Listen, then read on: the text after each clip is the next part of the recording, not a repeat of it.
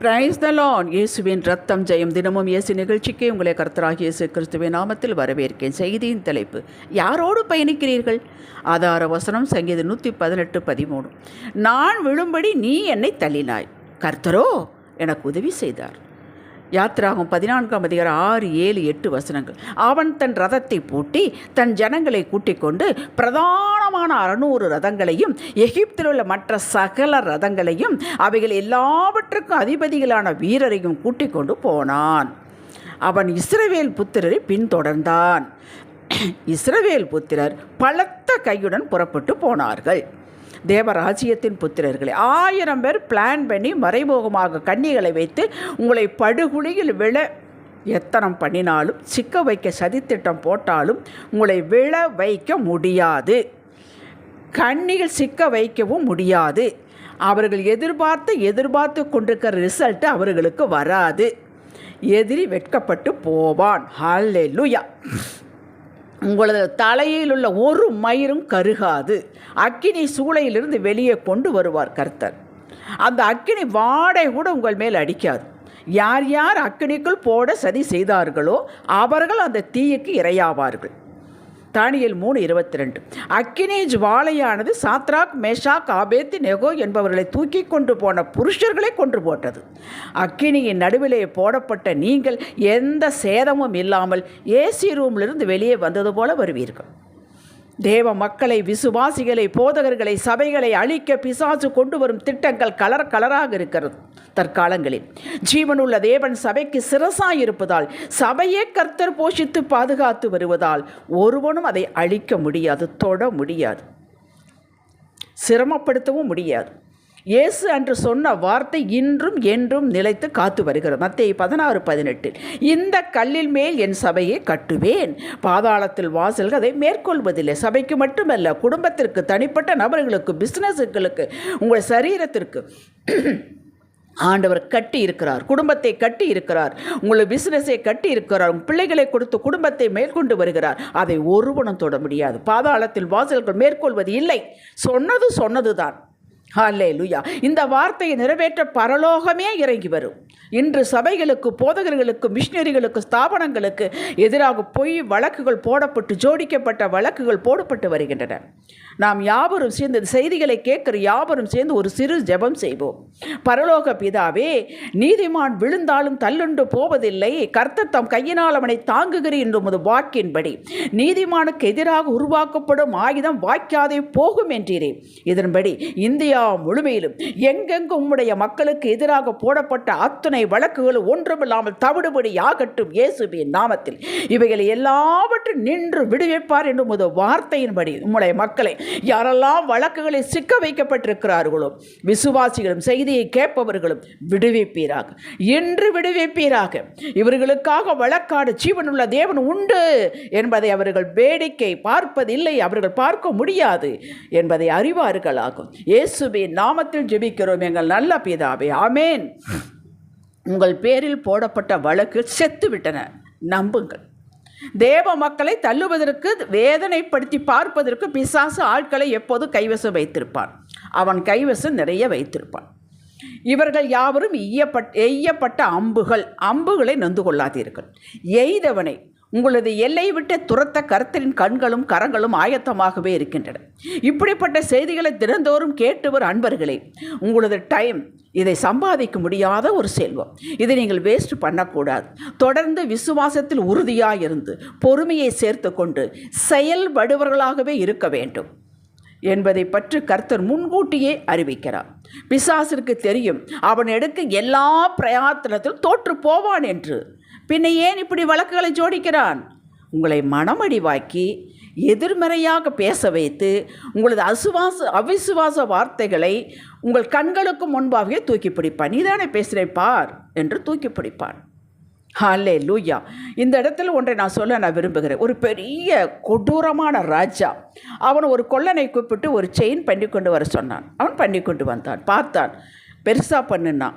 மறுபடியும் போனான், பெருசாக பண்ணான். இன்னும் பெருசாக பண்ணான்.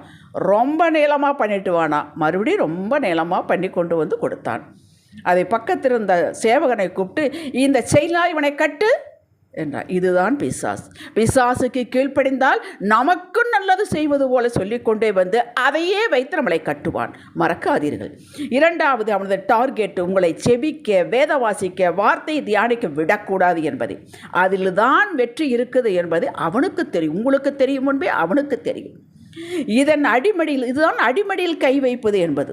இங்கு வைத்து விட்டால் நீங்கள் பார்க்கிற வேலையை விட்டுவிட்டு இந்த வழக்கை, பிரச்சனையை பற்றி பேசவும், இதற்கு தீர்வு தேடவும் மும்முரமாகி விடுவீர்கள் என்பது அவனுக்கு தெரியும். இதற்கு நீங்கள் இடம் கொடுக்கக்கூடாது. அவன் முகத்தில் கரியை பூசுங்கள். எப்படி? இன்னும் அதிகமாக கர்த்தரை தேடுங்கள். முடியாதுதான் மகளே, மகனே. அந்த சமயத்தில் உங்களை இதை திரட்டி கொண்டு செய்யுங்கள். பயம் இருந்தால் நடுங்கிக் கொண்டேனாலும் வேதத்தை வாசியுங்கள். அவரையே சார்ந்திருங்கள். அவரிடம் இவற்றையெல்லாம் ஒப்படையுங்கள். அவர் இவைகளை கையில் எடுத்துக்கொண்டார் என்று நம்புங்கள். உங்களுடைய உங்களுக்காக வழக்காட பரிந்து பேச நம் கர்த்தர் இருக்கிறார்.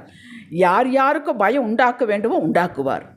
யார் யார் தூங்க விடாமல் செயல்பட வேண்டுமோ உங்களுக்காக செயலிட வைப்பார். செய்து முடித்து உங்களை நிரபராதி என்று உலகம் பார்க்க முழங்க வைப்பார். சங்கீதம் 55:22, 1 பேதுரு 5:7. கர்த்தர் உறங்குவதுமில்லை, தூங்குவதுமில்லை, இலைப்படுவதுமில்லை, சோர்வடைவதில்லை. அப்படி என்றால் என்ன? நீங்கள் எத்தனை முறை எத்தனை கொண்டு போனாலும் அவர் இலைப்படுவதில்லை. அடடா, இப்பத்தானே உனக்கு 2 விடுதலை கொடுத்த, மறுபடி வந்துட்டியா? அப்படி சொல்கிற தேவன் அல்ல. 3000 குறிப்புகள் கொடுத்தாலும் ஏற்றுக்கொண்டது கிரியை. அடுத்து நீங்கள் 10,000 குறிப்புகள் கொண்டு போனாலும் அவர் எடுத்துக்கொள்வார். எதிராளி உங்களது வாழ்வில் என்ன நடக்கும் வேடிக்கை பார்க்கலாம் என்று எதிர்பார்த்து காத்திருக்கிறானோ அது நடக்கக்கூடாது. அவன் காத்து கொண்டே இருக்கட்டும். யாத்திராகமம் 14ஆம் அதிகாரம் 6, 7, 8 வசனங்களில் முதலில் சொல்லப்பட்டதோடு பார்வோன் சேனை, அவனுடைய பிரதான ரதங்கள், வீரர்கள், எல்லா ரதங்களில் அவனுக்குண்டான சகலத்தையும் திரட்டி கொண்டு இஸ்ரவேல் மக்களை துரத்துகிறான். பிசாசு ஆண்டருடைய மக்களை துரத்துகிறார். இவர்கள் கையில் என்ன இருந்தது? பெசஞ்ச மாவு, துணிமணி, அக்கம் பக்கத்தில் வாங்கினது, ஆடு மாடு, அது துரத்துறதுக்கு கையில் குச்சி, இதை தவிர அவங்கள்ட்ட என்ன இருந்திருக்கும்? ஆகிலும் அந்த காணாத கரம் அவர்களோடு இருந்தது. பலத்த கரத்தோடு புறப்பட்டார்கள். அப்படி நீங்கள் உங்களுடைய பிரயாணம் பலத்த கரத்தோடு இருக்கும். தேவனோடு நீங்கள் பயணிக்கிறீர்கள். எத்தனை பிசாச ரதங்களோடு வளராக பெரிய காரியங்களை கொண்டு வந்தாலும் உங்களை தொட முடியாது. அழிந்தான் பார்வோன், அழிந்தான். நடு பூராம் சமுத்திரத்தில் அழிக்கப்பட்டான். அப்படி அழிந்து போவார்கள். உங்கள் பிரயாணம் அவரோடு இருக்கட்டும், கர்த்தரோடு இருக்கட்டும். அவர் கையை இறுக பிடித்துக் கொள்ளுங்கள். அந்த கைக்கு மீறினது ஒன்றுமில்லைங்க. ஹல்லேலூயா. எதிராளிக்கு நம்மிடம் எந்த பிடிப்பும் இல்லாமல் பார்த்து கொள்ள வேண்டும். வாயின் வார்த்தைகளால் சிக்க வைக்க பார்ப்பான். வாயின் வார்த்தையில் கவனமாக இருக்க வேண்டும். எதிலெல்லாம் அவன் சிக்க வைக்க பார்ப்பான், எதிலெல்லாம் அவன் குழி வெட்டி வைத்திருக்கான், விளை வைக்க வந்து கவனமாக இருக்க வேண்டும். நான் யதார்த்தமாக இருந்தேன், எனக்கு ஒன்றும் தெரியாது, அதெல்லாம் சொல்லக்கூடாது. இன்னும் கவனமாக இருக்க வேண்டும். இயேசுவையே வார்த்தைகளால் பிடிப்பதற்கு அவரை பேச வைத்தார் அல்லவா என்று பார்க்க லூக்கா 11:54. பின் நாம் எம்மாத்திரம் எந்த காரியத்தை குறித்தாலும் நீங்கள் கர்த்தரிடம் ஒப்படைத்து விட்டால் அவர் அதை டீல் பண்ணி கொண்டிருக்கிறார் என்று நிச்சயம் உங்களுக்கு வேண்டும். அடுத்து இதை குறித்து கேட்டவர் விசாரிப்பவர், என்னங்க இப்படி பிரச்சனையாமே? ஆமாம் இருக்குது, ஆண்டவர் பார்த்துக்கொள்வார். இந்த ஒரே வார்த்தையோடு நிறுத்தி கொள்ள வேண்டும். எல்லா இடத்திலும் விலாவாரியாக விளக்கக்கூடாது. கொடுத்த ஆசீர்வாதத்தை விளக்கக்கூடாது, இருக்கிற பிரச்சனையும் விளக்கக்கூடாது. கர்த்தர் பார்த்துக்கொள்வார் என்பதோடு நிறுத்தி கொள்ள வேண்டும். மனிதர்களை பிரியப்படுத்த இறங்கினால் வேறு சிக்கலில் சிக்கிக்கொள்ள வழிகளை நாமே திறந்து விட்டது போல் ஆகிவிடும். நீங்கள் யாரோடு பிரயாணம், இந்த வாழ்க்கை பிரயாணம் யாரோடு செய்கிறீர்கள், பண்ணிக்கொண்டிருக்கிறீர்கள் என்பது நீங்கள் சொல்ல வேண்டிய அவசியம் இல்லை. உங்களோடு பழகிறவர்கள், உங்கள் வீட்டுக்கு வருகிறவர்கள், உங்களை அறிந்தவர்கள், புரிந்தவர்கள், சபையில் இருப்பவர்களுக்கு தெரிய வேண்டும். கர்த்தர் அவர்களோடு இருக்கிறார், ஆவியானவர் அவர்களோடு இருக்கிறார் என்று அவர்கள் பேச வேண்டும். அந்த அளவிற்கு பணம், காசு, காரு அல்லங்க. உங்களுடைய நேர்மை, தைரியம், பக்தி, வைராக்கியம், பொறுமை, விசுவாசம், இந்த ஏரியாக்களில் அதிக கவனம் செலுத்தினால் போதுமானது. கர்த்தர் தடைகளை நீக்கிக் கொண்டே உங்களை முன்னே கொண்டு போவார். நீங்கள் வெற்றியை சுதந்திரித்து கொண்டே பின்னே போகலாம் ஆனந்தமாக.